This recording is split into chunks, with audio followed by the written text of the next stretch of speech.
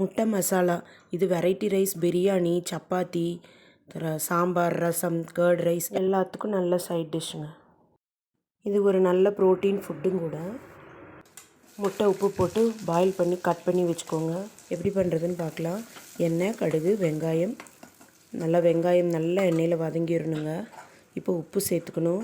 உப்பு சேர்த்து நல்லா வதங்கினதுக்கப்புறமா வீடியோவை சப்ஸ்கிரைப் பண்ணி வச்சுக்கோங்க. தக்காளியோட புளிப்பு அதிகமாக வேண்டான்னு நினச்சிங்கன்னா நீங்கள் அரை தக்காளி கூட சேர்த்துக்கலாம்.